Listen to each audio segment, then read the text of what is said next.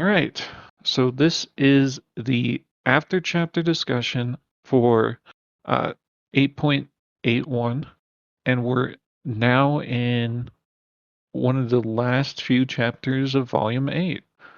And it's feeling like that. We have quite a lot happening in this chapter and quite a twist at the very end point in terms of Aaron.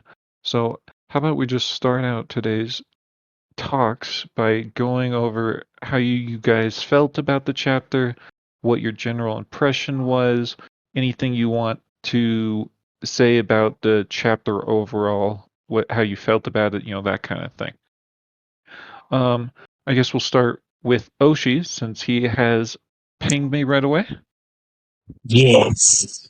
Hi, everybody. Again, uh, it was exhausting. It was exhausting, but in a good way. That's my reaction to the end of the chapter. It was like we start off in a nice, weirdly slice of life place, and then there's this whiplash tonal shift to, oh my god, the world is ending. Darkness, and then back to some funny, and then back to darkness because we can see the train crash coming with all this, and then there's this like exquisite Relk section that I just loved, and I really appreciated that, and it was very true to Relk. And then we go back to funny, and then sad, and then funny, and then sad. Okay, I'm done.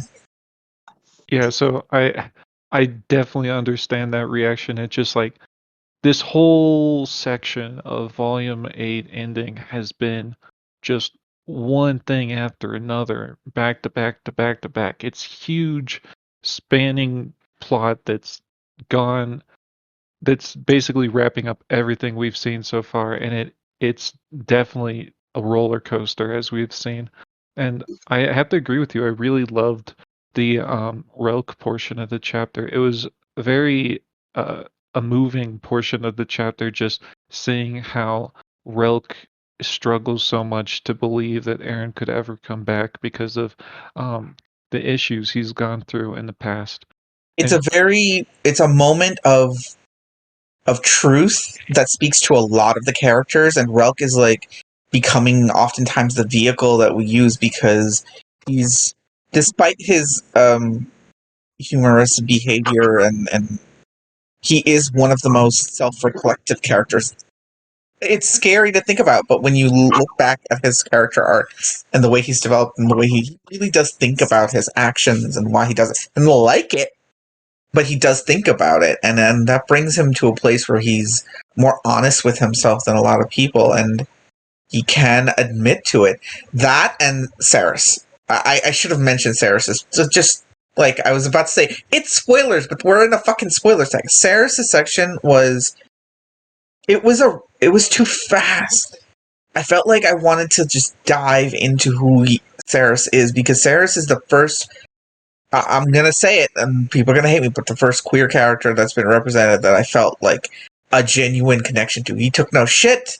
He was out, proud, and I just really enjoyed that. And it's horrifying that it's a ghost, and there's never a good possession story that ends well. So I'm weeping internally through the whole thing. It's just, why you do this to me, Fire?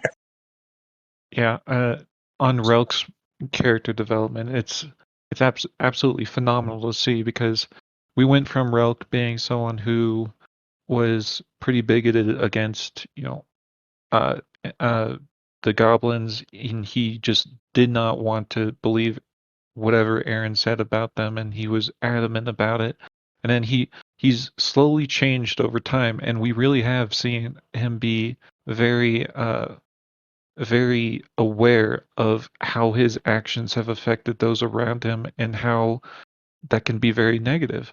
And so even though he's kind of seen as um, stupid in many ways, I guess you could say, he's not the brightest person around. He's definitely learning from who he is and changing who he is from that. Um, and yeah, so my general impressions of the chapter are a lot similar to Oshi's. I just it was a great chapter overall, and the Ciceres reveal, and I don't care how you guys say his name, that's how I'm gonna say it. Saris. It's easier to say Saris than sister. What is the problem? Saris. Yeah, I was saying, sorry, I was interrupted there for a second. I'm gonna pronounce it Ciceres, regardless of anything else. But yeah, I really liked the Ciceres reveal because it was so unexpected on my part, and in a lot of ways, if we had gotten Kawine in Aaron's body, it would have been a lot darker of an ending to the volume because it would have been a lot more difficult for them to deal with that. But let's go through the general impressions we've been getting in chat. Asteria says, it is always lovely to see plot lines coming together. I was especially touched to see the ongoing development of the Raelt rescue subplot. The small details of the Pisces Kisumver interaction finally making Raelt realize his freedom wasn't an illusion, and the starstruck wonder of Pisces to a person he admires really made it for me. I am a known fan of these characters, but I think these scenes in particular demonstrate the reason why so many fans love the characters of TWI. They feel real with their actions, genuine emotions, and ongoing struggle to handle all that is happening around them. Yeah, that was I really liked the Pisces Kisumfer interactions. It was a great scene.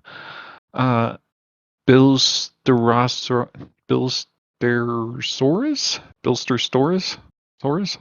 I can't say your name. Says after 8 volumes, we finally get the real main character, Ciceres. Mel says, loved all the scenes that took place on the sand at sea. Lots of comedy. Loss is the king of bandages from now on out. Lots going on. Was not expecting the scene with reviving Aaron and surprised how it went. Relk was awesome in his chapter. Long but great chapter. If Pirate needs to take a chapter break, I understand. Yeah, that the sand at sea part of the chapter was really good, little slice of life moment basically for us to get after 2 chapters of back to back action and then an ending a lot of action too. Donkey says the Horns meeting all those important people on the ship was a great scene. They were nervous, but they had practiced dealing with outrageous stuff from Aaron already. The twist with Ciceres was delightful, and I'm excited to see more of him. Mr. Europe says, I'm still incredibly disappointed in myself for not even suspecting that Ciceres was alive when we never saw him die. I that's something you can't really blame on yourself, I feel. Like when a bunch of characters like sacrifice themselves in someone else's escape, it's like you naturally assume they're dead even if you don't see it. And it's hard to think to yourself, maybe that character isn't actually dead. Uh, Metamir says, general impressions. I love the sailing ship scene. It was a lot of fun. I'm glad Pirate include the resurrection attempt scene the way they did. The following Relk who couldn't bear to watch. I could relate. I was totally not expecting Ciceres to be the one who possessed Aaron, and it's a pretty cool twist. I really hope the scene change notes on time and location to become a regular thing that made things so much easier to follow. Uh, that that scene note timeline thing going on was really cool. I felt it was a great addition to help us show how every other plot is going on at the same time. But um I don't actually expect it to be something that comes and stays for a long period of time. Just because it's kind of a the timeline issues are kind of something that Pirate Abba is weak at, but it's also a difficult thing to manage with so many plot lines going on. Um, Oshi, do you want to help out? Read the last few? Uh, one sec. Nico, where are we? So we're at. Did you just do Metamir? Yeah, just a Menmir. Okay, hold on. Let me just all right, so Asteria. Oh, there was a question. Okay, I'm not gonna ask that because it's in addition to a question. Cal essentially said in the live chat that I reacted the way she wanted to, but she does leave the comment, which is upvoted 5 times. That garden scene with Relk was phenomenal. Blue Juice says, "Can we spare a moment for Toady and Kel? Character growth through bullying by a crazy human." Coldbringer says, my major takeaway from this chapter is that Eren is going to permanently have Ceres's level 50 plus general physical stats. I don't know how long it will take for her body to become half Gallus muscles, but it won't be long. Future fan art will have to account for Eren being a swole gal. We have 5 hearts upvoting that. Kel says the collective egos making the Illuminary bounce off was just gold. Chef's kiss. Perfect. Lots of fun reactions to that one. SB says, my impression was kind of expecting another case like the ending of Volume 1, with considerable amount of characters being offed with the god taking control of her body, which is something which has been very rare and would have been more impactful than the general true deaths we've been mainly experiencing from the Deadlands of people we haven't gotten too into. But having Saris make a comeback was completely unexpected, and I want to see how his character goes from here. Can I respond to that? Yeah. Yeah. Go ahead. So here's the thing, SB. There's a lot of so this leads back to a lot of conversation I see on both Discord and in Reddit about the what do I call it? The dearth of character deaths and consequences, quote unquote. For all the stuff that happens. Nobody dies, everybody has plot armor, the complaints and things. So here's the deal. It's not really that realistic for people of a certain power or certain position to just randomly die. I mean, it's realistic that death happens, but we're not talking about an active war situation often. Pirates' reflection of who dies and when they die reflects the fact that, in general, danger only comes in significant, unexpected events like the arrival of Belvedere to Lescore, or in actual war, in which case lots of people die. We might the problem for us is the focus of the early volumes was Eren making friends with people who generally will not die except if they're in super dangerous situations, and that actually did happen. The adventurers lost quite a few people. I hate the impression. I hate that the readers are getting the impression that there are no consequences. It's just that consequences are measured against the reality of the situations the people are in. It's highly unlikely that a random that Leonette, for example, will die in the middle of Oteslia.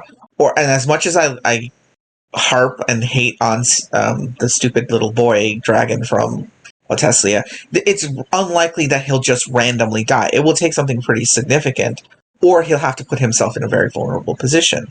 Keep that in mind when people make those kind of comments. But yeah, I'm sorry I went on a rant about this, but this has been bugging me for weeks. Yeah. Wiggles, I think we can hold off on the rest until you go to the next question. Yep. The last bit of general impression that was left in the document says Grimalkin is cute and Relk is a generous glass of Amentus tea juice. I mean, I have no idea who said that. It wasn't me. It was one of you people. But It's not me, I swear. yeah. All right, so let's move on from general impressions into what the questions are we have for this chapter. And the first question we're asking is, what did Actelios do? What is underneath? And by underneath, I think Rosie means inside the deep, very deep portion that no one's been to before. Um, Personally, I have no idea, but it's gonna be something really, really bad. I've seen some theories that it's like a ritual site to make Actelios into like a god or something, maybe to revive it. I've seen theories that it's like a portal to wherever the Seamwalkers come from, things like that. But it's going to be something big, and I can't wait for whenever that plot point comes back. Hopefully in chapter or volume 9 or 10. Donkey says he quoted portion or they quoted a portion of the text saying they made this room 10,000 dot dot dot dark prophecy. I will try to destroy it. Never lit dot dot dot name dot dot dot. Uh, and Donkey replies to this saying, maybe there's the name of a dead god down there, perhaps Norshel.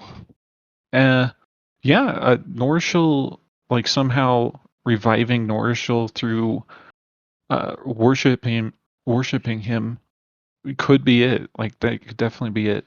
And Coldbringer says a temple to Norishal is Jarmaro's idea, and I love the idea for what was at the heart of Actolios. So we got support for that theory too. Mel says that's a question that might be answered in a later volume, if at all. It's a horror chapter in the making. Yeah, absolutely. I really can't wait for that because, as we know, Pirate Abbott does horror extremely well. Um, Blue Juice was replying to what Oshi was talking about earlier by saying, Caesararen is the consequences. Uh, Kel says in reply to the temple comment, oh, that makes sense for why Norishal could get into the garden if it has active worshippers.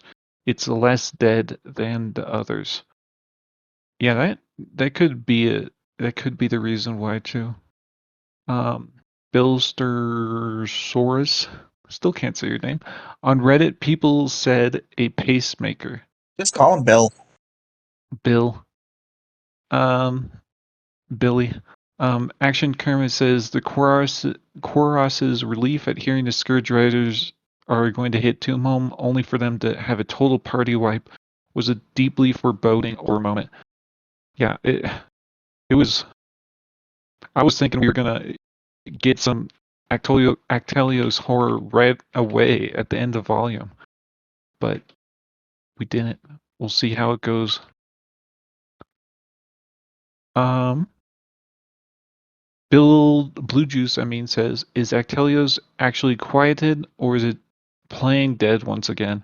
I think it isn't necessarily playing dead as it's a lot weakened, but I don't think it's lit up its grasp on the people there. And I really hope they try and quarantine the area at the least. Oshi, go ahead. All right, all right. Hear me out here. So I think what they do every time it's waking up is give it knockout juice. I know it's described as poison, but let's be real. It's knockout juice. The thing's not gonna die. And they stick it into one of its hearts. And because it's infinitely regenerative, clearly, it's not dying because it's a fucking seam walker. It doesn't exist in the same plane. It doesn't obey the same rules. It doesn't need everything to exist. There is a not insignificant chance that that thing was summoned by Norcal. And and I do agree with Jarmaro's idea that there's either a temple or a room of worship, and that Norcal or whoever existed within that place created that as a sanctuary so that there would always be a little trickle of worship for this thing. I My problem is I think it's not just a temple that worships it. I think it worships. I'm going Cthulhu level thought. I'm thinking that the temple is like a portal to bring in and invite others like it. Yeah. And I don't believe it's playing dead. I think it actually has been quieted. There's just too many things that are moving for that for not to be quieted like that. Yeah, it would certainly make the volume finale even more chaotic than it is if it had a greater role to play in the next couple chapters. All right, I think we've covered everything for that question, so let's move on to the next one. This is from Donkey, and they say all those high-level fighters on that ship, but who will they face? Uh, I think a lot of people right now aren't really aren't really thinking of the Plainseye tribe and the Drakes as a very big threat. But I definitely disagree with that, and I think that without Nears's skill around to completely nullify the demon right now, that there's very little way for them to combat that, and they have millennia worth of Doombringer luck to go through and basically make their side unbelievably strong. So I think, and the Drakes themselves aren't anything to sneeze at. Even just getting through Xeres might be a very difficult conundrum for them to do. So I think that even though they, even though, um, sorry, even though there isn't Kalwine anymore around, that there's still a very large portion of the enemy people that are going to make this very difficult for our characters. And it's going to be bloody. I think we're going to see quite a few people die on a good team. Now, moving on to everyone else's thoughts, Kel says Bellavere and or later the Mother of Graves. I'm not too concerned about the walled cities now that Caesarea is in the game. I know, like, I want to believe that the walled cities will actually pull back with Caesarea there, but let's be honest here and say it's been 20 years. They might idolize him as a hero, but they probably won't pull back at his word alone. Menmir says they will probably help take down the demon and Zur. I just want to know what the Horn's next quest will be. Into the dungeon. Like, I think that will actually be their next quest because I strongly believe that the dungeon under Liskor is one of those dungeons left behind by the races before the God War or after the God War. Lord Panther says they will face 4 walled cities and a luck demon. Yep. Mel says Bella, however, never sure with Pirate as author. That's a good thing though, as it keeps the story interesting. And yeah, you're absolutely right. There's definitely twists we can see here. Oshi, do you want to say the rest of the Sure. reactions? We've got Violet saying Seamwalkers or the Time One if he appears on Living In-World as it's close to death. What is that? Wait, is that in response to what you think they're going to be facing?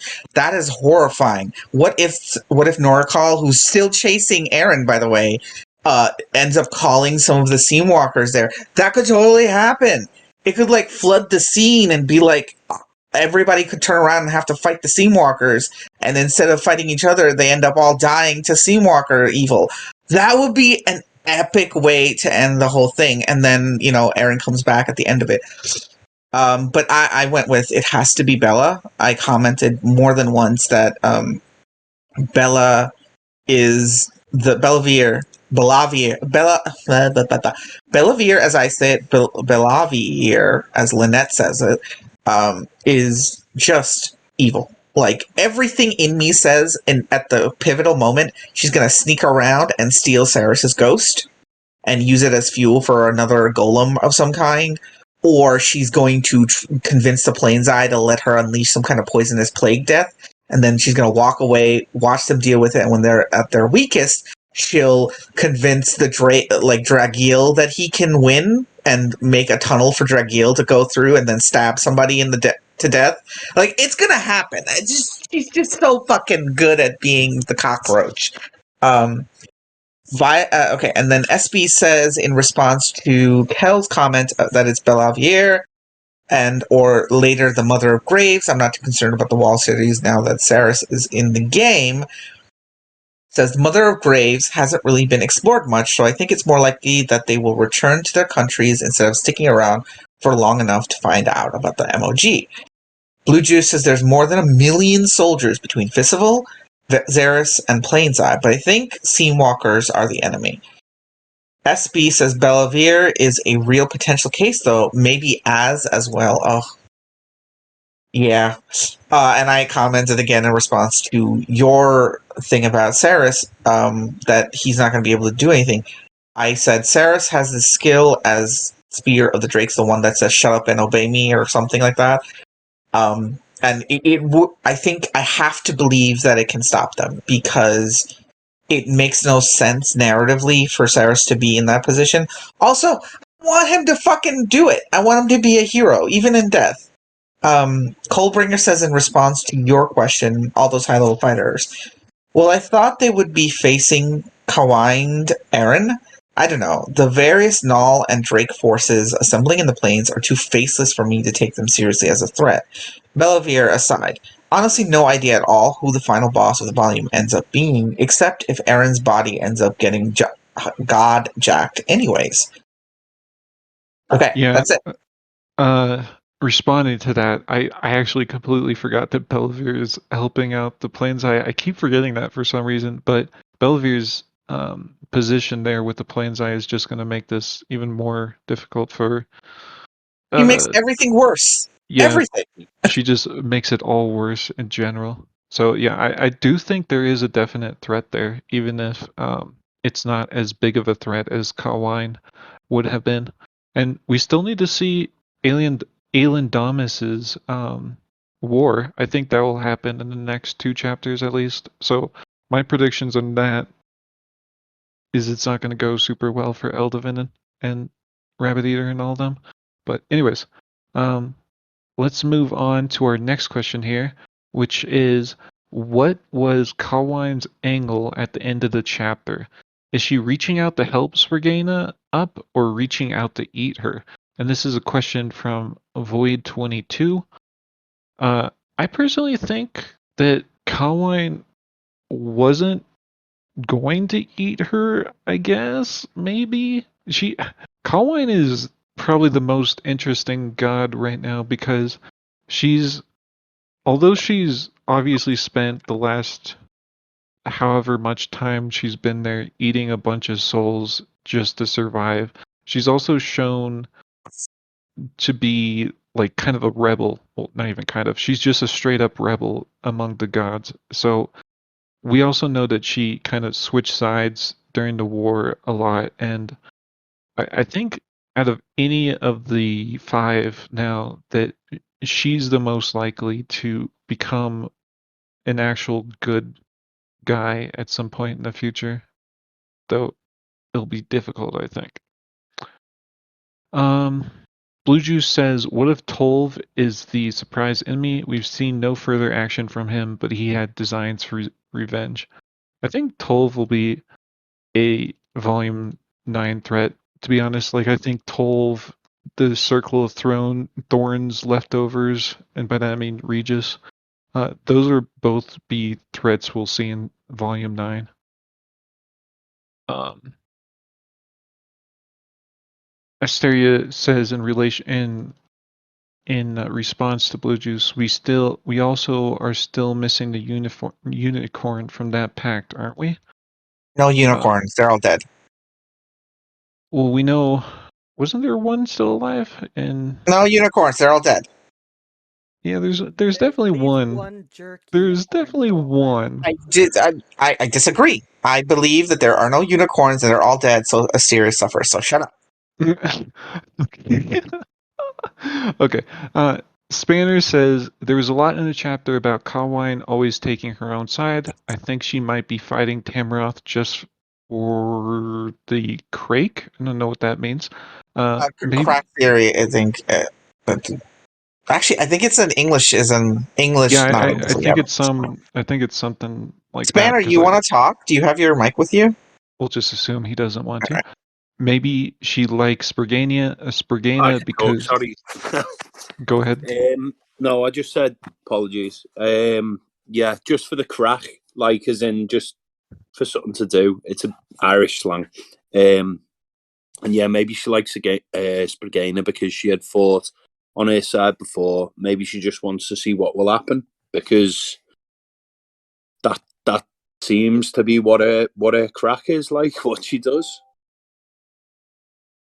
Yeah, she definitely seems to be very much like her own way is the only way rather than anything else, and her way is just to do everything it takes to have like a glorious battle, basically.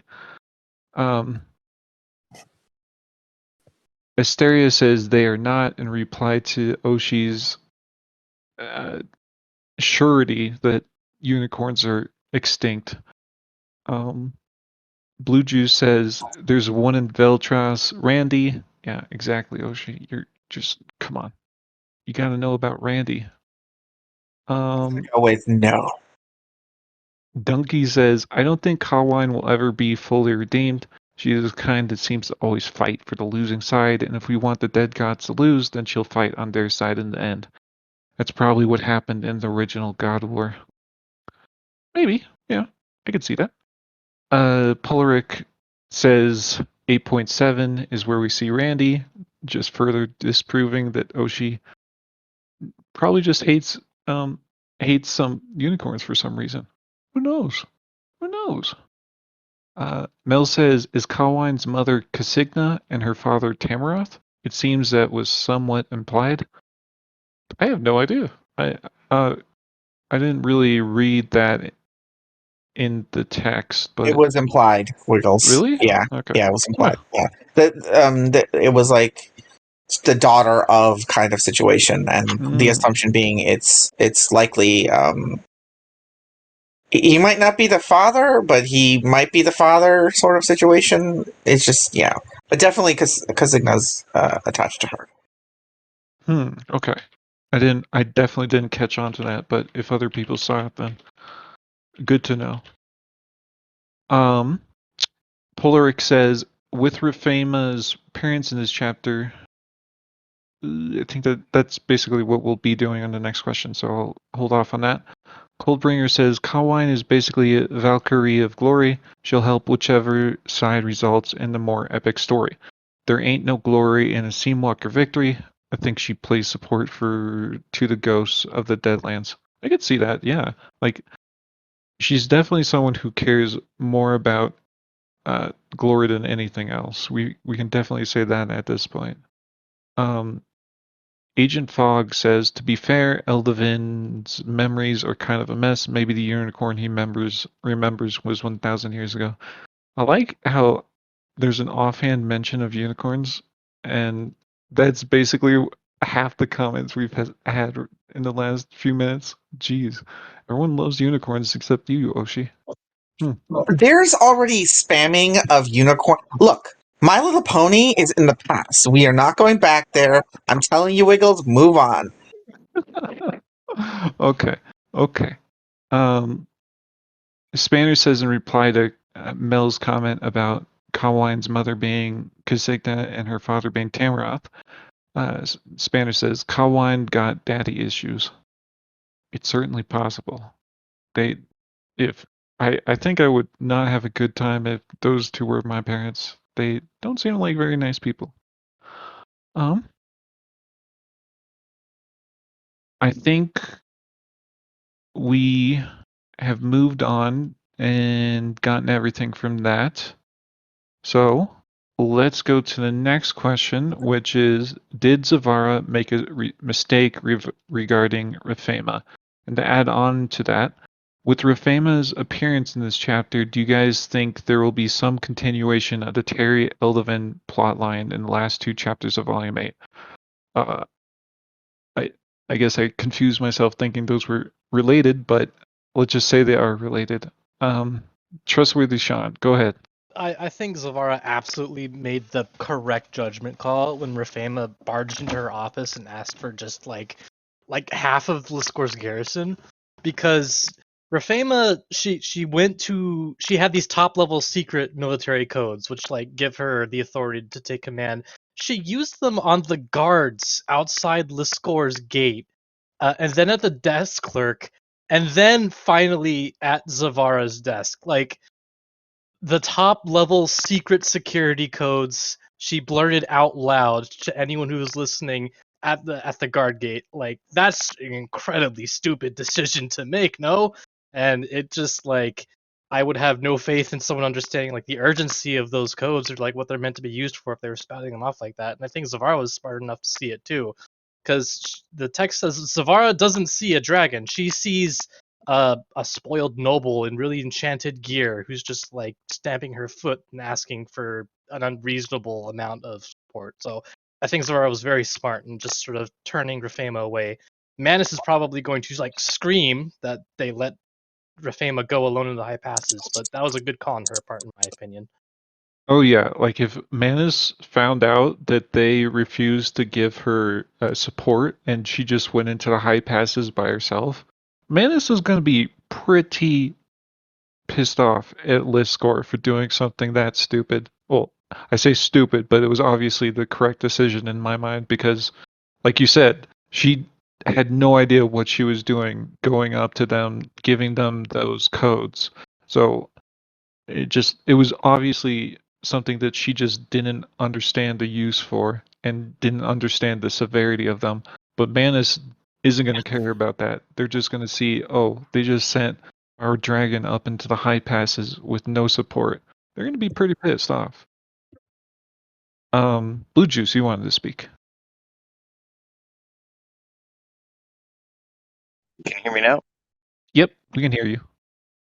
I was just saying, there's a way that this goes. She did not even bring a reasonable cookie bribe, and she thought she was going to get troops. You gotta have the correct cookie to troop ratio. This is what we've learned from Aaron and Lion, and again, just rookie mistake.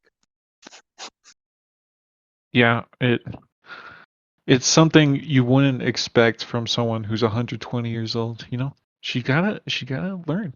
She gotta do stupid things in life. Alright, let's go through the text reactions I've seen. SB says, it depends on what you mean by a mistake. You could make the valid argument that Rafema could end up encountering the dreaded beings that I think was mentioned a couple times by Teriarch that he hesitated to mess with in the high passes, so you could say it's a mistake not to inquire with Manus. Yeah, there are definitely things higher up that Teriarch wouldn't deal with. That's why he, or didn't ever want to deal with. That's why he has never tried to go up too high, I think. He's mentioned that on a couple times. And I guess it really depends on how strong Rafema is at this point, if she can even take on the lower levels of the high passes right now. Donkey says, I think Zavara did not make a mistake, but she might suffer from the mistake that Rafema is planning to make. Yeah. Can I read something? A Sure. little comment thread that started with Blue Juice. So Blue Juice said on the note of at Coldbringer, how pissed is Burrell the Bard he skipped continents at the wrong moment or missed the skeleton boat ride? And Cold says that's what he gets for chasing clout rather than making his own story. Absolutely true. And my comment to all of that, guys, is you're missing the fact that Burrell is standing right next to Cognita, and you actually think Cognita, the Golem of Wistrom, will not be contacted by Wistrom after 40 different people confirm that there's a massive crisis coming, and she's just gonna sit still and pout. I love the fact that Pirate telegraphs super hard when they're hiding something because they just don't talk about it. Cognita has not been spoken of in forever. She's part of that stupid message thing, remember? She knows. Okay, just I thought that was important. Go ahead. Yeah. You definitely bring up a good point that Cognita has not been shown at all in this volume ending, but we know she has information on what's happening, and we know she is very capable of getting places fast. So it begs the question of what she's doing right now. And maybe we'll see her in the volume ending, although everything is kind of moved away from Chandra right now. So unless she's on a boat already heading to Israel, it'd be a little hard to see her being involved, but we'll see. I can certainly see something happening with her. Returning to the Rafema comments, Action Kermit says Rafe doesn't seem to be aware of the whole messy situation with Liscor and Spearmaster Lolv. Yeah, I doubt she has any information on that right now. Kylara says, Manus killed thousands of Liscor's citizens. Drake's hierarchies are weird, but this is an early instance of Liscor deciding to stand on their own. We will see more of these instances. Rafema declared DEFCON 1 and Zavara asked for proof. Rafema can't die, but also Zavara can't provide what she wants without more reasoning. Manus lost their own dragon. Oldbringer says, Rafema probably ends up in battle against a pissed off, deeply racist, dragon hating wyvern lord. So yeah, she's in deep trouble. I wonder, that being said, I wonder if Rafema's plotline will even finish in this volume 8 conclusion, or if we'll leave her to explore the high passes. I guess the only way I could see her plotline ending this volume is when Eldivan dies in the next 2 chapters, because he's definitely dying in the next 2 chapters. Wiggles. When Eldivan dies, Rafema will be close enough to his cave that she'll be able to sense the magical dispersion of whatever is there, and she'll be able to find his cave right away. I could see that being the ending scene for Rafema in Volume 8. But who Yeah, knows? like the denouement scenes the pirate does Yeah, after the volume. Yeah, I can yeah. see that. Oh yeah, pirate. By the way, in case you're listening, pirate, denouement means the part at the end. Just saying. Mel says, that scene felt so good. Did Rafema forget that Manus just screwed over Liscor in their war? I think Liscor has no love for Manus right now. Wrong person and time to ask for help from. I don't think Liscor has any fucks to give for Manus right now, regardless of the cause. Maybe if the Third Antinium War broke out, but besides that, they can fuck off. Yeah, I honestly don't think Rafema has the information available to her that Manus screwed with Liscor recently. Oh, she That says, seems wrong, by the way. I don't know why, but the fact that Manus dispatched a pretty significant force, how did she miss that? just because like she was absent and she was in what's it called? What is the place called? Oh, Tesla? Teslia for quite some time. So I think it's fine if she's like missed out on that information simply because she's gone for a while and it's a bit of a clandestine operation, so they might not have been able to give her that information while she was gone. But we'll see. Maybe she does know and she's just being an idiot. um Oshi says in the comments, I'm kind of sad it makes her famous seem super young / sheltered. I had wished she was a little more competent. I do hope Zavara informs Manus anyway. I do think she figured Raph will just not go to the high passes without the help. Yeah, I doubt she thought Rafima would actually go up there without any aid. Before we move on, there is something to consider for everybody. I know you didn't want me to read this comment out. Don't worry, I'm bringing it up. Ravema's following Ryoka's path. Actually, she's following every single person's path who's ended up in the high passes.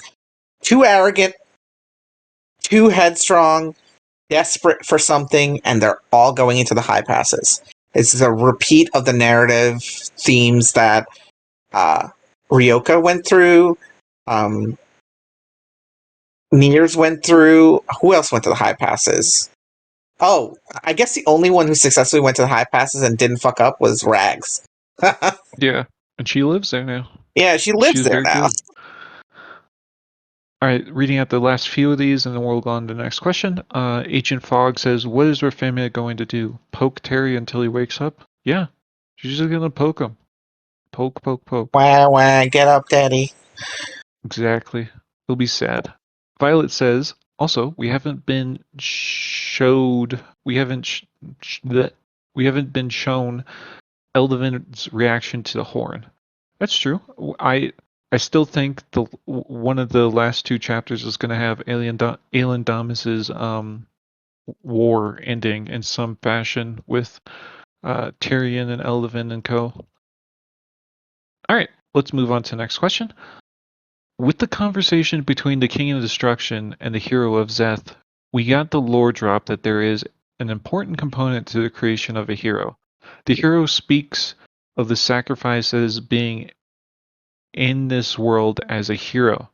There was mass sacrifice of innocent lives or innocent souls to summon them, and the Sir Solstice was denied the class presumably because he is a goblin. Is hero, I should say, a god-related class? My own thoughts on this is I think you had a good point earlier on in the question. Who was this who had this question? It was Billy. Billy, I thought you had a good point earlier on with maybe mass sacrifice of people is what was missing from Sir Solstice, Rabbit Eater's uh, ascension to become a true hero. Like maybe he needs to lose even more people than he has. And that is a key component to making a hero. But I don't think it's a god related class because there's been numerous heroes during the time that gods have been dead, so I just don't think it could be related to them. Spanner says Pognita 2, and I'm gonna ban Spanner forever. Donkey says I don't think hero is a god related class. I think that the sacrifice part of making a hero is that heroes rise up from all the death of the people on their side. The ultimate example of people die in the survivor's level. And yeah, I kind of agree with that. Like, I think that's part of the reason why um, all of the Earthers were able to just get hero right off the bat. It's because they had that sacrifice like built in. Spanner says, I don't think it is God related as the Americans in here have the class. I think that it comes down to belief from others. There does seem to be something else to it though. Otherwise, cities could engineer heroes at will. The hero of Delth I'm gonna say hero of Zeth. I think you mean seems Zeth, to be yeah. it seems to be a natural in-worlder. Mind if I take the rest? Sure. Let Billy speak once you get to him. By the way. Okay, yeah. So, in response to Agent Fog, what is Rafina going to do? Poke Terry. Colbringer says Rafima Wyvern Lord battle could possibly have enough collateral damage to somehow rouse him. More likely, he's got detections in his wards for the approach of a fellow dragon. Here's my thing about that. He set up so many wards to seal himself in. He's basically in a tomb. And I still firmly believe the second Eldavin dies, Terry's going to die too. Something bad's going to happen there. Polric, which is why I was so don't say it out loud, Wiggles. Polric says the rabbit eater scene in 5.59 might be helpful. Quote, he was a hero, and hundreds, thousands of cave goblins slept that night and believed it. And because they believed it was true, only it was impossible for Rabbit Eater to become a hero. He was missing one thing, so he got the closest thing to it. This was right before he got the champion class.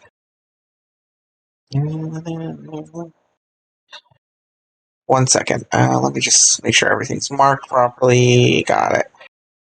Okay, and we're going to do Agent Fog. It has been stated that the hero class is dependent on the perception of the people. It's similar to how God's worshipping works. In reference to the Polaric thing, yeah, that's true. Lord Panther says can't be a proper hero without a tragic backstory. Oh, fuck. No. No!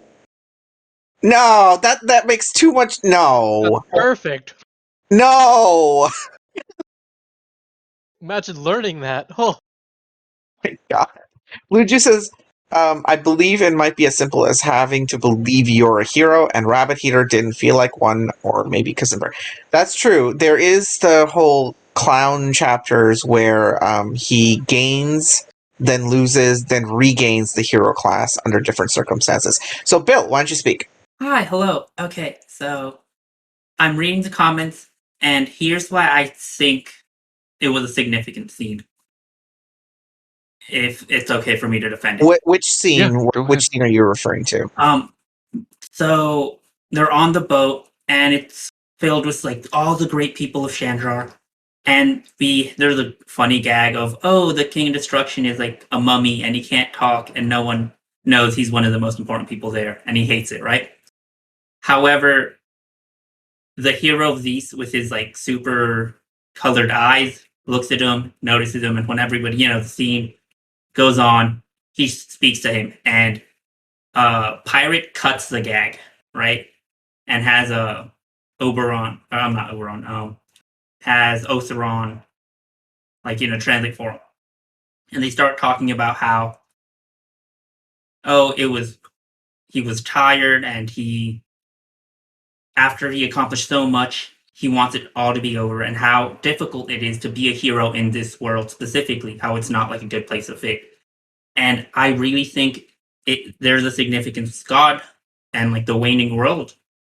Because, bro, Rabbit Eater had a super tragic backstory, right? They all believed in him, and the cave goblins super believed in him, and however it didn't happen because he was a hero. And it has in my head, the rear was only able to summon these heroes due to this arcane magic spell that was super ancient and has to do with the gods, right? With them coming from other realms and inviting all these different races to come settle in world. I'm pretty sure we get to read that the spell almost has a mind of its own, right? And is slowly like ramping up and slowly fixes itself, right? With like the POV of the rear mages who is like doesn't want to do it anymore. I don't think it was a fixes itself thing. I think it was built to be like a self-regenerative machine, like a program. Because we see, I think of it as the same way as the spell, like the system access is represented with um, Emmerhoon, excuse me. So when Emmerhoon backdoored Kasigna's whole death thing, that's how I think the spell is actually written. And the living people kind of see it in a different way and they activate and trigger the spell, and then it works the way the gods intended to. And it just uses a prearranged set of criteria to draw in new people. And something makes me think that this is purely conjecture here. Something makes me think that after this chapter, how they describe that the system is incomplete after the series of chapters, what will complete the chapter, the system is that spell. What's incomplete about the spell is that it doesn't have it doesn't have the ability to pull other people from other worlds into their world to fuel the gods. And I think that's what the war was all about. It wasn't just the system's establishment, but also the establishment of something that would like actively pull people from other worlds and force them into the system of the gods, so the gods could rule over them and have a permanent source of entertainment from everywhere. And that spell, quote unquote, is just the last leftover piece. Maybe I'm wrong, but what do you guys think? Wiggles, we got some comments to your original question. I know I just derailed that whole conversation with my theory, but it's so. I just wanted to bring it up because it fits, it always fit, and it makes so much sense. Are you still there, Wiggles? Yeah, I am. Sorry, Yeah. I had to do something real fast, so I couldn't hear all your theories. So I don't have any thoughts on it, unfortunately. Oh, so the short of it is that the spell is the last piece of the system and will complete it. And the system was meant to not just control the world, but also pull people from other worlds and enslave them to the gods so that the gods would have a permanent source of souls forever. That could be one of the reasons why they didn't like the system in Yeah. the first place, the Immortals. Yeah, I get Yeah. like that. Definitely is a possibility. I do think that that spell was obviously left by the gods a long time ago, like before they died. I think like the dungeons that are other people's leftovers for if the gods come back. I think that ritual and spell was what the gods left over to try and revive in the future at some point. But let's go through these last few comments before we move on to the next question. Kel says he's a goblin. All goblins have tragic backstories. And this is in relation to Lord Panther's comment that you can't be a proper hero without a tragic backstory. All these comments are on that, by the way. Spanner says he's a goblin that is basically tragic incarnate. Wow, those are very similar. And then Agent Fog says because Rabbit Eater backstory is all roses. Huh. Everyone's on the same page today. Lord Panther says, but not tragic for a goblin. That in itself is tragic. Kel says, hero needs a villain. This new hero was against Floss. The Earthers and Rehir are against the demons. And yeah, that's definitely a very popular theory that has gone around for a while, is you need a villain to be a hero. Violet says, self-sacrifice, maybe, like Tom, risks his mental health by helping the kingdom. Kel says, the ritual was absolutely a contingency on their part. And Mel says, Erin is the best god. She brings you cookies, ice cream, cake, pizza, hamburgers, and lots of other yummy things. All she asks of you is to go on quests that might or might not cost you your life. Fair trade, right? All hail our new cookie bringing Messiah. I would worship the cookie god. I'm sure there was one We in the already past. do. Let's be fair. I mean, I've got a True. stomach. True. The cookie god.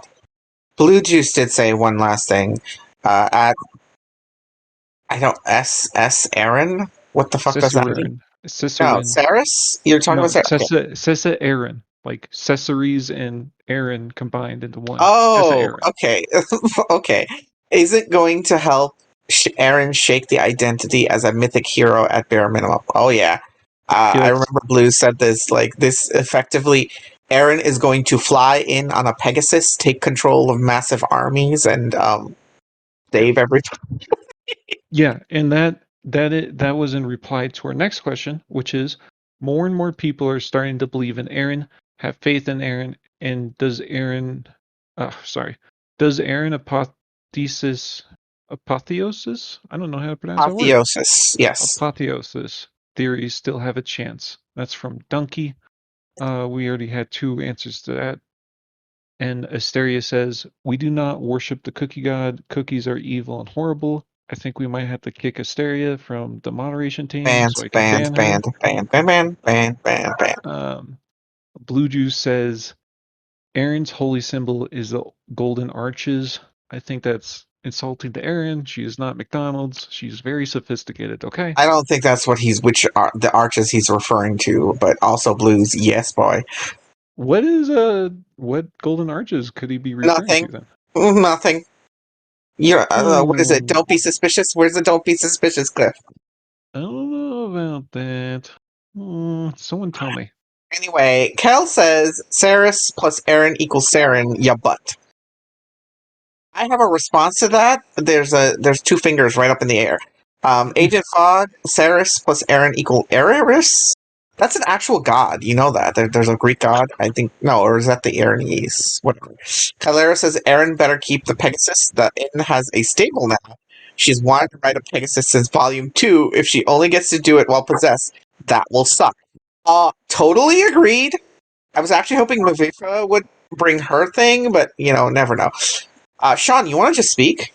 Yeah, I remember when people were upset that Aaron refused the general class, so I was just silently sort of laughing to myself once it settled in that they got what they wanted. This is General Aaron, and she's like doing crazy stuff, and it was just fun.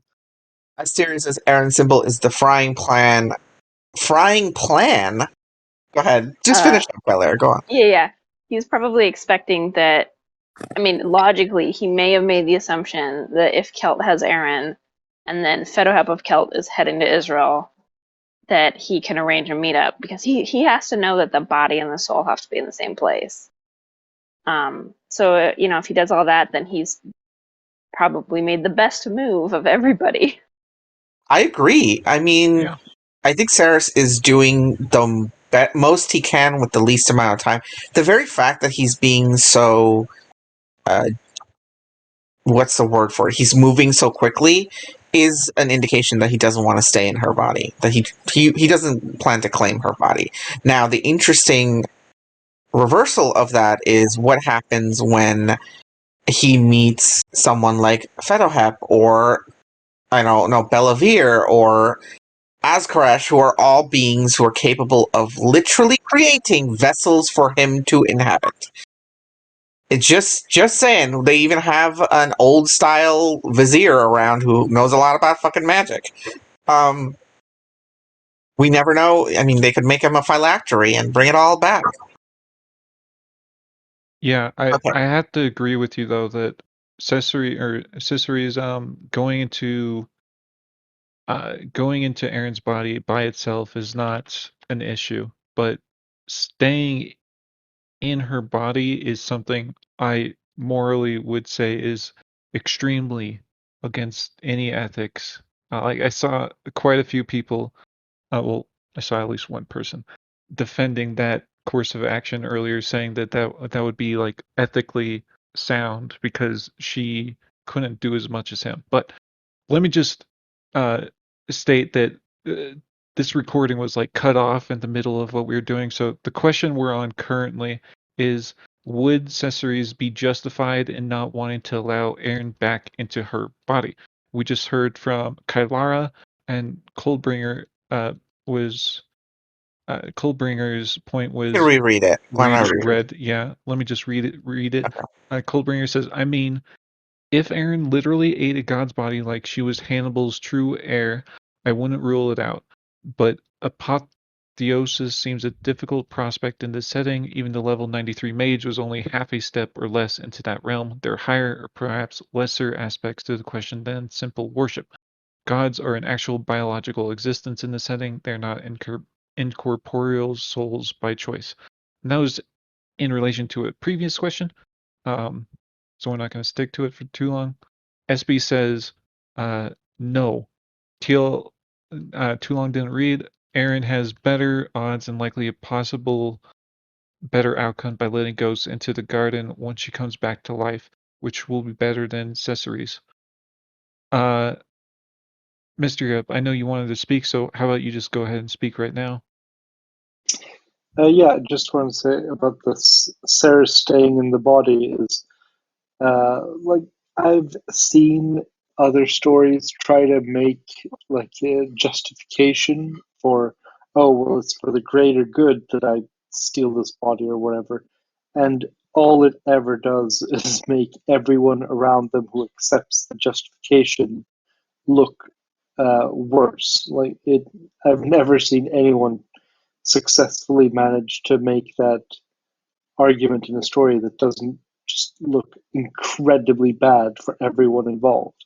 I don't see how anyone could make it like justified in any way, really. Just at best, it's a sympathetic villain, and I don't think Pirate's going to do that to Ceres.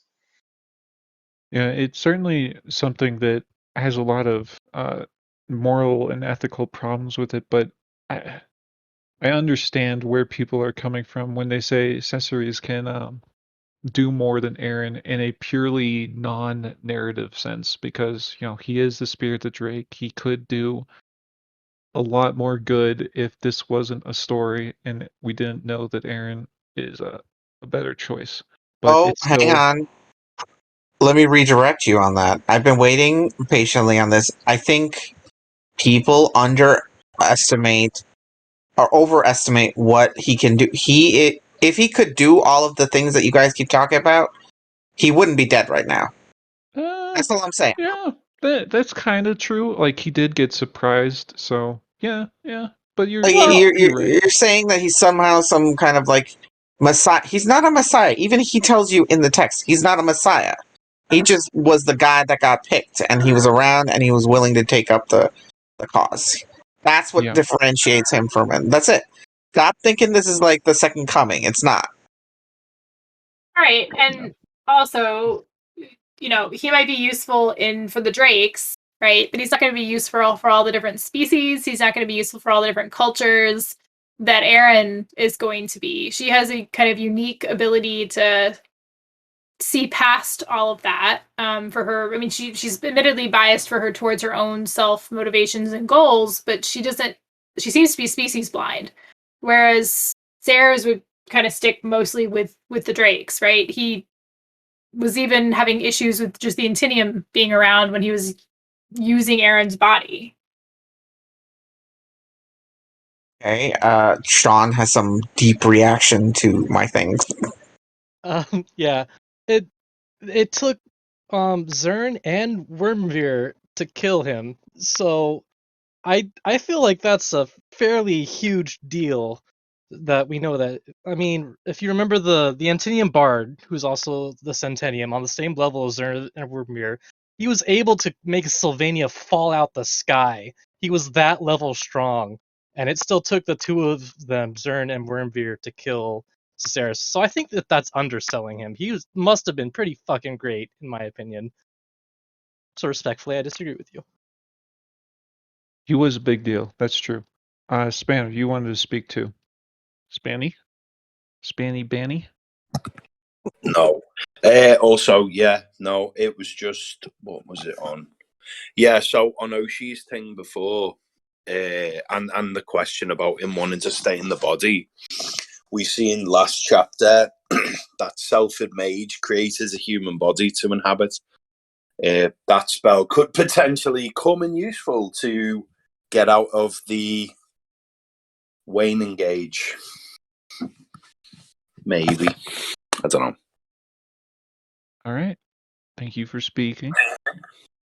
And we have quite a backlog of people's comments on this question, so I'm going Want me to to get start. started and then you pick up, or you want to do the whole thing? Yeah, you can start. Go ahead. All right, where do you want me to start? Tomio's comment. Okay. Tomio says, why didn't Saren, God, why didn't Saren change clothes and get some armor before flying away? Wearing clothes with dried blood is uncomfortable, I imagine. Likely, one, he thinks he's a drake in his head, so clothes aren't a big thing. I would expect there is an armor made for a human that he can have quick access to. And the other issue being he doesn't expect to stay in the body long enough, I expect. That's my response to it. Other people might have an idea. Violet says if he is a quarter of a man, he's not. He's a fucking Drake. Zell is he will return the body to Aaron. Absolutely agree. I think Bluetooth says I think Saris and the ghosts all know from their fight with the dead gods that Aaron is necessary because they can't even say the G word. And they saw how much they covet.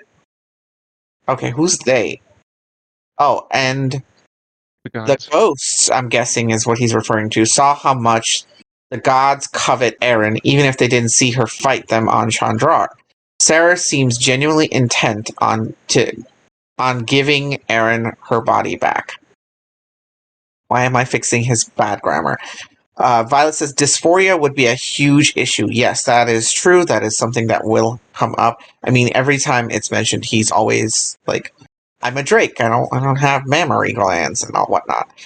In response to Tomio's clothes comment, Blue Juice says, "I think he did get armor and a sword. I didn't see. I don't remember that." Coldbringer, as a addendum to his answer, says Aaron can always find Saris a proper body for himself later on. The successful possession was surprisingly cheap to execute on the financial side of things if you cut it down to the essentials. Then again, Chaldeon is the one who would be cold-blooded enough to take steps needed to create a living body without a soul, not Aaron. Which is one of the things that I think will happen is that if he sticks around too long, Chaldeon will make a deal with Bellavere and make him a body. Did Mr. Europe get to speak? Yeah, he did. Yeah. I'll read out the last half of these. But yeah, all the people who wanted to speak, I think, got to speak already. Let me just note that down. DM Craft says any creation of bodies for souls risks God stealing them. That's very true. Like that's a huge risk to take to try and get some of the more powerful souls into real bodies.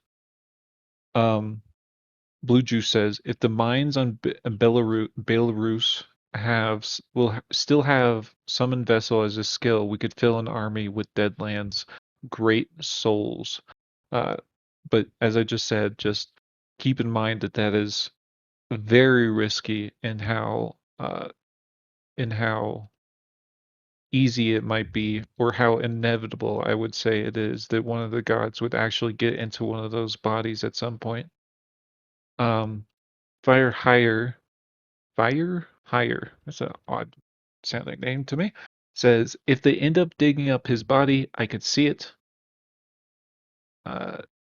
Agent Fog says, unless Earthers' bodies are somehow special.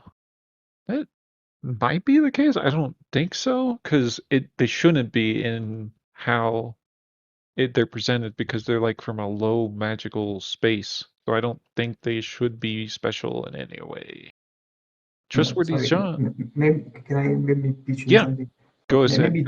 Maybe that's the point, that they are somehow disconnected from the system. There's something that can bypass some of the restriction. Otherwise, why can't the god just use any random body that they find around, right? Yeah, that is true. Like, they could, if they're not special, they could really just start producing bodies to try and do this for some of the greater souls out there. But yeah, Trustworthy Oh, Sean said, or go ahead, Oshi. before you move on, Tomio added a question to the list. If you want to just add that Where? at the end of the reactions, I have a question with the Yeah. title. Okay, we'll do that one instead of my question, and then we'll do that question. Okay. Cool. Trustworthy Sean says, to build on Oshi's point, if a Sylphid in the afterlife can just cast create human body, and all a ghost needs living in it is a functional body, couldn't they just resurrect everyone? Well, maybe if someone in the real world could do that. I don't know how that would work though, in terms of like how good those bodies are. That's a good point though. I don't know how that would all work in the end. Spanner says literally what I pinged to say in relation to Trustworthy Sean's comment. Kalara says it is unlikely they'll make another body. It is extremely dangerous. Creating vessels that could be possessed by the gods is amazingly stupid. The world hangs in the balance and each body is rolling the dice. Also extremely costly to do. I tend to agree with that assessment. It's a very dangerous thing to do. Coldbringer says, I'm rather confident that Aaron's Shadowbread can fix the god interference issue. Also, Antinium, priests plus witches can create wards. In general, Wondrous Fair may have a lot of potential use after she revives. Those are some good points. So maybe we will see some of the greater souls get revived into bodies coming back. That would be interesting to see how it goes. Violet says Accessories also felt he didn't belong in the world anymore. Fire Hire says Body Inhabitants sounds like a Rochelle business plan. That's kind of gross to think about. All right. Crap. How many questions do we have? How many of these are in I think relation to? did we do Tomio? We did Tomio's question. We have your last. We haven't done Tomio's yet. Okay, we have Tomio's Wait. question, and then we have yeah, your second to last question, and then the last question, and we're done. Yeah. So Tomio's question is, would the things Accessories does in Erin's body contribute to her levels when she returns? I'm going to just go ahead and say no, because he doesn't even have Erin's skills. So if he doesn't have Erin's skills, why would his contributions affect her leveling ability, you know? It's just like, if he had Aaron's skills, I would actually consider that something that would happen, is whatever he did in her body would actually affect her soul, whatever you want to say, but I just don't think that would be the case here. The addendum to that being what Coltringer commented before, that her body might gain Gallus vessels all throughout it because she's now got a general's class. applied to her physical form. So she might not gain skills, but she might gain like buffness and whatnot. Yeah, that's actually a good point that the Gallus muscles being formed just by having accessories there for a little bit of time could actually boost her physical strength quite a bit. Asteria says, probably not. Skills seem to be tied to the soul/spirit. We did get confirmation that Erin should level. However, upon her return, based on her experiences in the Deadlands, the question is, what has she done that would result in leveling? I'm going to disagree with that. I don't like that. No, no, no, no, no. She's not leveling. But I see where you guys are coming from when you say Wait. she's going to Why level. do you not want her to level? Because I like the way that levels have been done for Aaron throughout the story is it's just like it's short bursts at a time. Like it's generally not a huge amount of levels at once. And going from 45 to whatever. No, I've seen 45 to 50 thrown around a lot. Like I've seen that thrown around a lot. Mr. That's a Wiggles. Remember huge that she boost. went when I know she got Wonders what? Fair. I know, Yeah, but like it's just 5 levels. that was at level 21. Like it's But it's very such a different going 45 to 50 in one but it's go. such a significant. Like she's literally coming back to life after having fought gods. Under what other circumstance could she gain 5 levels at once? That's that's all under the impression or under the supposition that she gets experience from Deadland stuff. And Well, she I'm wouldn't not have fully before the willing. restoration, but after the restoration? Maybe. Yeah. Yeah. It's just a personal opinion type of deal that I just Okay. yeah, it's like I don't think it should be that easy, but I can definitely see where it's coming from Easy? in a story point. um okay, let's just Damn, hear Wiggles, you are never allowed to DM a game ever. okay. All right, let's hear from Rosie. Rosie, you wanted to speak. Yeah, I just wanted to say that I think we've already seen why Aaron, why like the levels of sisters won't matter, and that is the situation between Geneva and the Sulfids, which is that Geneva didn't really gain levels from the Sulfids. The Sulfids gained classes that had to do with inhabiting a body. So in that same sense, like Geneva gained physical, she got buffer because the Sulfids were working on her body, and she gained other things. So I think that sets up a very easy precedent for why. I mean, maybe Fey-wise, Erin might get some experience from it, but she's not going to get like a million levels or anything because it's not. It's like a very similar situation to that. So, yep. Clarify, you mean from Saris's possession, not from the Deadlands experience. Yes, yeah. From Saris's possession, the Deadlands thing, I see points on both sides of it, so I think we'll just see how it pans out. But it's clear that levels Whatever are tied to the happens, soul, not the body, and that is very made clear by Sulfids.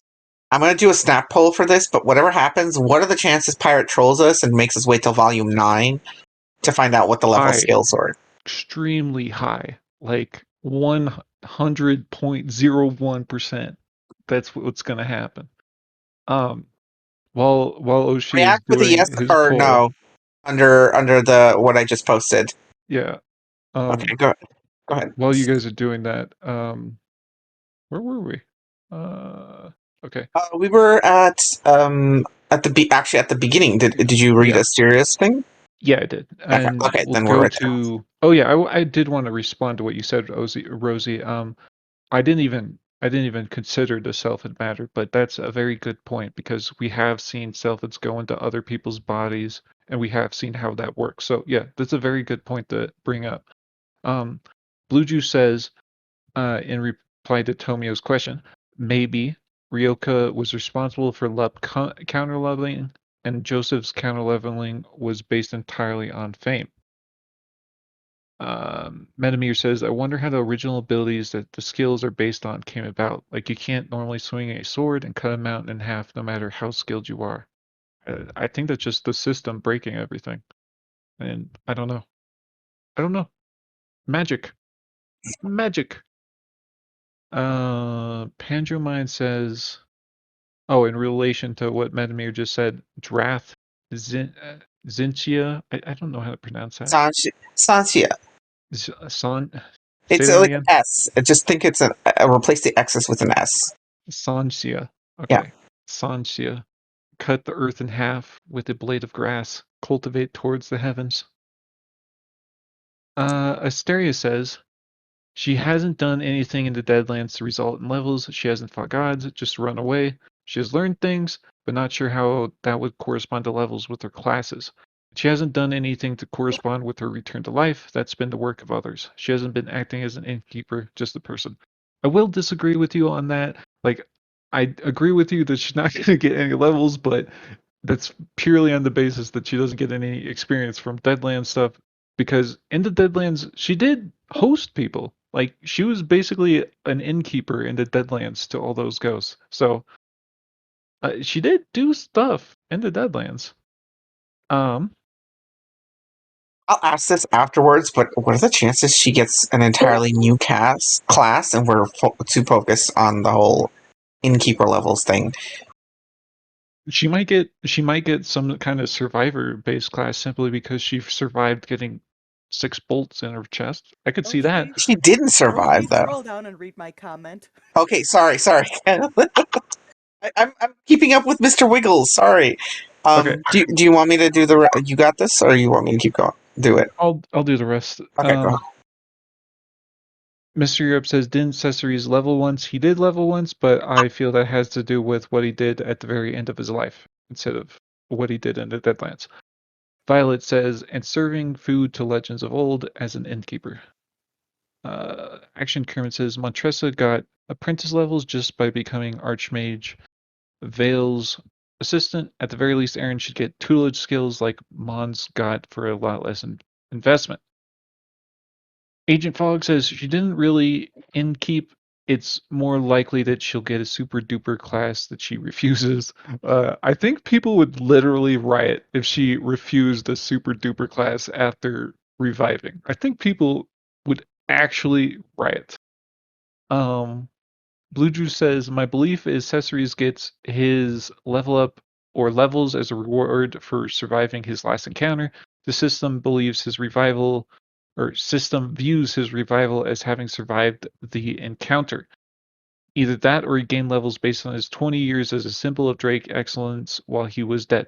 I agree with this take. This is why I think Cessaries is different from Aaron and what happened, but I understand why other people disagree. Kill says she got out of Casigna's traps. She did her power friendship stuff with a ton of legendary people. She's been learning from the witches. She's been talking to Vetahep, etc., etc., etc. She summoned the sword and umbrella that have been keeping Chandrar safe. All good points. Oshi's troll poll has an answer. 9 people think yes, Pyro will troll us and not give us satisfaction at the very end to see if she levels or not. And only 2 people think Pirate Ava won't do that and will actually let us see her levels. I'm on the yes side, so that's actually 10 people. Trustworthy Sean says, if Erin got system experience for everything she did in the Deadlands, that would be a huge amount of experience. She would jump 10 levels from that, in my opinion. And yeah, that is exactly why I feel it's too much. It's like 45. The difference between 45 and 50 is huge in terms of power at this stage. So I think it's too much. I understand why other people don't. Kel says, I think it is entirely possible she gets a new class of some kind. We don't know what Kelta did to bind her to Kelt, so Fedo could see her. And if she gets a bunch of levels in that and then consolidates, she could get to 50, or Paba could troll us and bump her to 49 or something. The entire Deadlands was and is revolving around her. She learned from the gnomes. She blew the horn that warned the world. Because she did very important things in Deadlands. I don't think anyone can. Well, some people could say she didn't do anything, but we'll all agree they're wrong, okay? Yeah, you're all wrong. Go ahead and read the rest of Oshi. Kinowin says, will Aaron get fame experience for the Order of Solstice like Joseph got credit for coaching? No, but she will get fame experience for being the innkeeper who launched 1,000 wars. Bill says we will get the level ups and skill names and get to theorize what they do. Logically, that's Pirate's likely best bet because they will leave us with lots of questions and things to debate over during their break. Violet, in response to Trustworthy Sean's comment of if Aaron got system experience, Violet says just watch her get a new class and end up similar level but with a better innkeeper class. Ren says, I most definitely think that she will level. Like she would almost definitely have hit 50 if she was alive. I responded to Agent Fogg and said if she refuses another choice to do more, I am done with Aaron. Yes, I've said that from the start. I am done with Aaron if we have another, oh no, woe is me, what could I possibly do? We've officially had gnomes who are pretty much her, except smarter. Show her that even her attitude can lead to like great things, and all she has to do is move forward and do things and commit to the fun of trying. And if she's not willing to do it, fuck her. Fuck this bitch. Okay. Firehire says, I'm betting she levels from fighting off Bella. Quote unquote fighting off Bella. I don't know what that means. Do you mean okay, do you want to speak Firehire or maybe clarify that? I think they're typing out Firehire's the typing. response. Okay, so we'll do that. Menomir says if she does level, I think she will gain many witch levels and maybe a couple of innkeeper levels. Mr. Europe, in response to my poll, says Pirate isn't going to let us see the levels this volume since Aaron isn't coming back this volume. Shut your face. All right, Mr. Europe. We all know you're wrong at this point, okay? Shut your You've face. lost the bet. You've lost the bet. Come on, just admit it. Admit it. Okay. Shut Sorry, your Yoshi. face. Okay, you're right. Ever. Bully Mr. Europe. I give permission. Okay. Fireheart says her inn withstood Bella's attack. Oh yeah, because technically her inn and the place that she lives in withstood an assault by Bellavere. That's just true. Maybe she gets like background experience from that. Blue Juice is back on the menu. Sorry, I'm autopiloting. Is Ceres being holy himself a sign Aaron will remember everything? I hope so. I'm not speculating on that because it's a ghost versus like possession. Like, it's a possession versus her own physical. Like I don't know. Wiggles. We're doing that as our next question. That's a good question. I like that one a lot. That's our next question. So, what do you guys think? Will Aaron Well, remember everything? Let me get the last two things while we get a response. So I love. Kel says I love Aaron unabashedly, but I completely agree, Oshi. Firehire in another addendum to the background experience, protecting Mersha. Tomia says, I don't think Aaron would consolidate immediately to level 50 without leveling a bunch in the witch class first. Okay, and now we have the next question. Go up, Wiggles. All right. So as Blue Juice just asked, is Cesari's being holy himself a sign Aaron will remember everything? So back in 8.11, when we saw Aaron in the afterlife for the first time, we got a bit of information about witches coming back to life that said they don't remember anything. So, they going to the afterlife, they don't remember anything from there. So, this chapter we actually saw Accessories come back into a different person's body, and he remembered everything from the afterlife. I think there are a couple of explanations that could be why he remembered everything while other ghosts in the past who have come back didn't.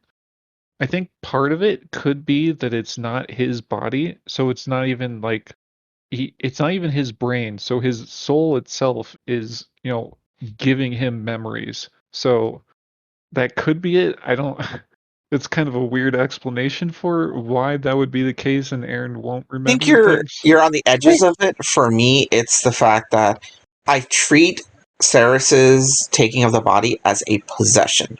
So he came and possessed her body, then used his skills to restore her physical form. But it's a possession rather than a restoration of the physical and mental capabilities of a dead person, or a semi-dead, or a severely traumatized, physically harmed person. So that's why I'm saying maybe the definitions don't mix so much, It's a good question. I just don't think that there's a divide. And Dunkey has something to say. Go on. I just wanted to say I don't think it counts as a possession because the system gave Ceres, he leveled up. It counts him as alive, and a ghost possessing a body I don't think would count as alive. Good point. That could be it. Wait, real quickly.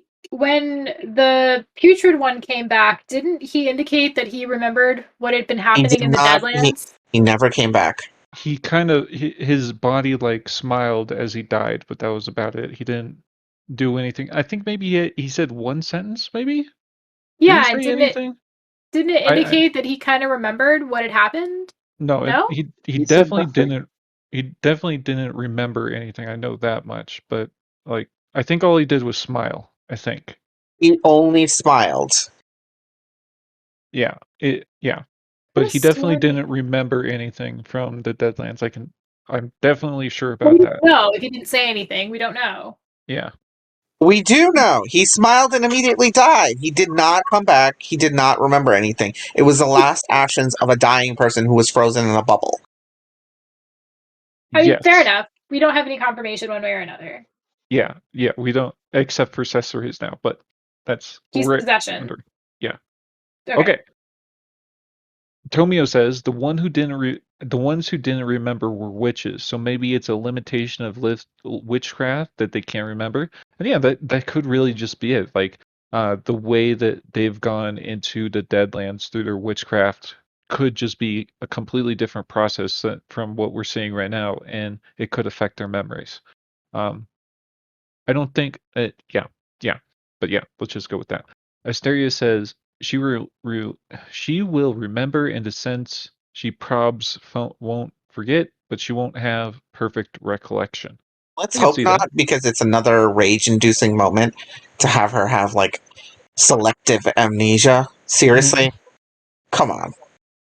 I could see her gaining a skill that literally just nullifies it. It's just like her skill. Okay, so here's a To the dead. big crack theory. As soon as she levels up again, she goes from a magical innkeeper to a soul innkeeper, like based on bard soul bard, you know what I mean? Like Yeah. she's housing souls now, and as her first skill in that class, she gets perfect recall afterlife or something like that. And she remembers everything. Anyways, that's my crack theory. Agent Fogg says, I don't think she will actually remember everything if only she had a memory related skill. A memory related skill You're is not purely funny, for Fogg. stories.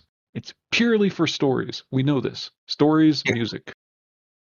You're not funny, Fogg. I'm just saying it right now. I think Fogg is just trying to troll us. I think we need to burn him at the witchcraft. Witchcraft, it's witchcraft. Sorry, are we forgetting fire memory? I mean, it's literally the biggest skill, right? Right. Who's next? Blue Juice. Oh, in relation to Donkey's comment about barely remembering anything. Barely remembering anything. Blue Juice says, "Oh, that's right. Everyone is saying Aaron's status or Putrid One's status were unique in the history of Inworld." Mr. Europe says, "P.O.'s smiling body was never even reunited with the soul. It was gone already." Yes, it was. He was eaten. Nom nom. Yep. Ren says, "I think that Aaron needs to remember at least some of what she's learned in the Deadlands, otherwise she'd lose a whole lot of character development and learning for her." So that's an excellent point. And I'm not saying that Aaron should definitely forget everything forever. I just thought that it would be from that information we got way back when, she would remember nothing at the start, and then she would something would happen and she would get her memory back as we go, or something along those lines, simply as a narrative tool to not have her be so strong or so knowledgeable right away. But with the whole gods returning thing, it might just be better for her to remember things off the bat.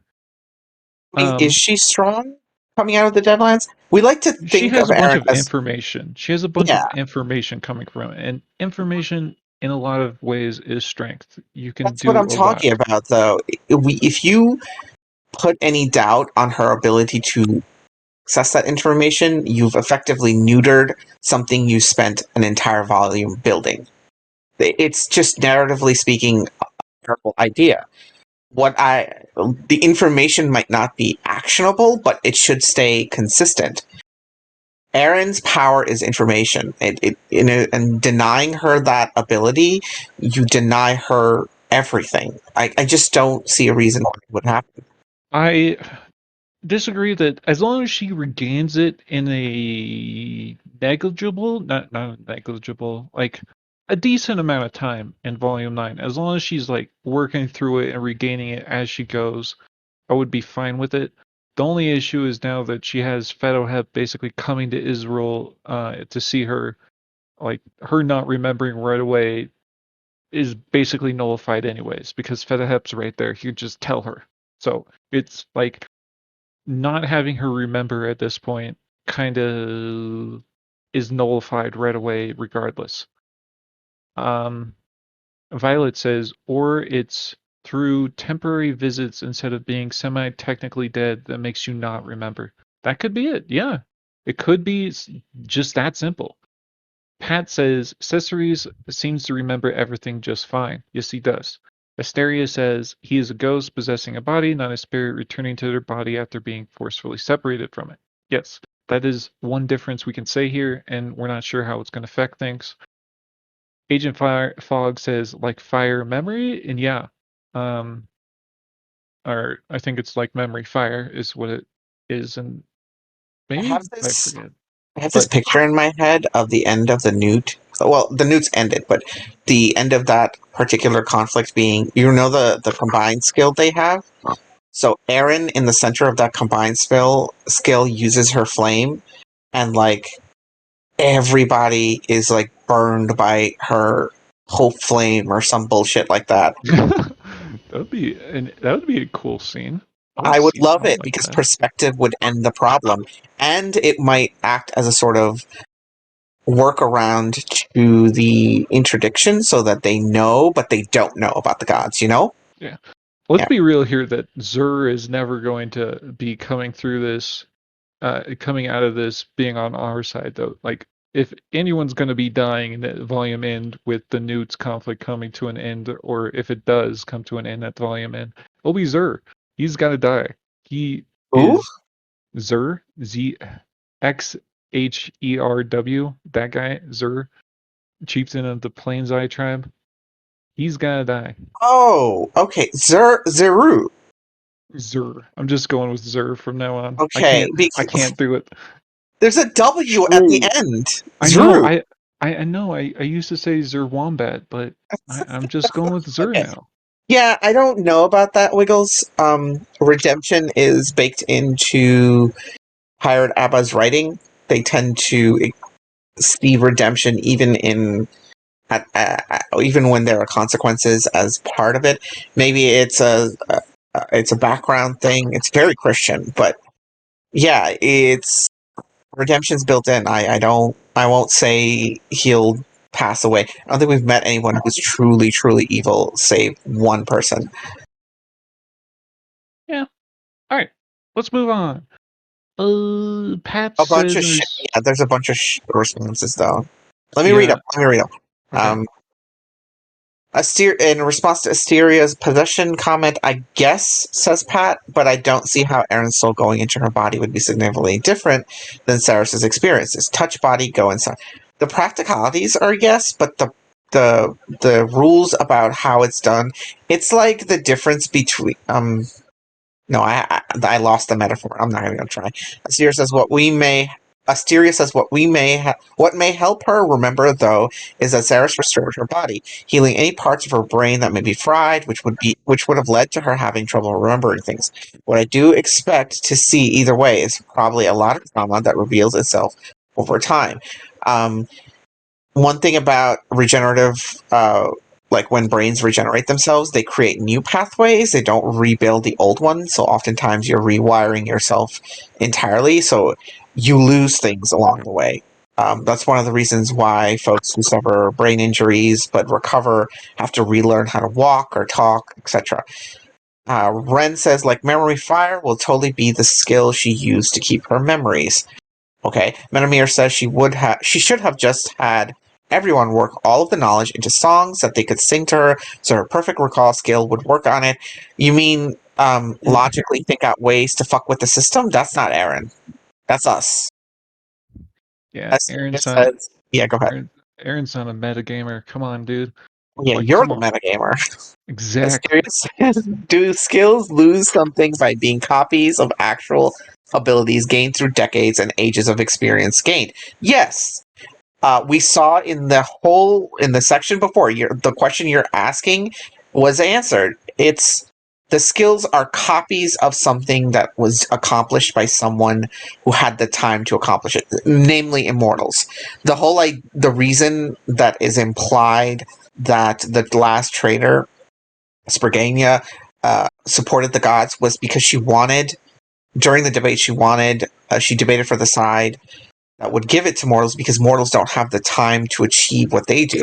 So a mirror of this is what they gain. And the truth of it is something very different from the skill of it, because the skill copies it. You don't really. We've seen it in terms of magic, like how the book from the Jinni being learned by Pisces is so vastly different because you're looking at the core of magic rather than the tool. There is a vast difference between using a calculator versus doing the math yourself. When you're doing the math yourself, you have to understand all of the concepts, and you truly do understand how all of it flows together, versus a calculator, which will do all the work for you. So hopefully that metaphor works. Oh, God. Why are people still talking? Okay, Blue Juice says, the reason I like Sarah's takeover besides the emotion and humor is it sets up a reasonable power scaling for Aaron, considering how underpowered she was based on the threats arrayed against her. The Gallus muscle and whatever Kelta did combined with memory would be a fair exchange for no deadlines levels. Also, her new life fire she used when she died was... Oh, yeah, I remember that one. Violet says immortal moment plus fire, and the null world thing would be cool. Yeah, that's what I'm thinking. I'm hoping it happens. It's really cool. Firehire says, didn't she ask everyone their stories instead of to teach them? Yes, she did. She didn't learn so much as she listened, which makes even more sense why she would remember everything, because I would be really hurt if she didn't. Asteria says, so has Ryoka lost out or... Stop asking more questions. We're done. Okay. Go, Okay. Wiggles. With that, we It's are a going. question. No. Yeah, but we've been trying to end it for the last 20 minutes now. Then just answer that and then leave it. No, we'll Okay, answer so it okay, after the I recording. Ryoka lost out on or gained No, something by ask not joining the after the system. recording, Asteria. Okay, Come Mr. on. Oshi and Miss Asteria, please, peace, peacefulness. Okay, I don't want to have to mute you both because I don't think I can. Actually, I can. Never mind. You can. I just can't delete your messages or anything like that. Anyways, so has Ryoko lost out on or gained something by not joining the system? She has done both, Asteria, both at the same time. She's gained on freedom, lost out on easy power. How about that? With that being said, we are going to end the recording here because it's been almost 2 hours now, and I don't want to have this be gigantic. So, what was I gonna say? Oh yeah, I do want to just like apologize that we can't get to all the topics and questions you guys come up with, but 22 topics and questions are it would take hours for us to do. So I do tend to just pick any question that I think might get more of a response and like would get some conversation going. So I'm sorry if you guys didn't have your questions read, but I do read them. I do see them. It's just we can't get to all of them. Anyways, this was the after chapter discussion for 8.81. Thank you all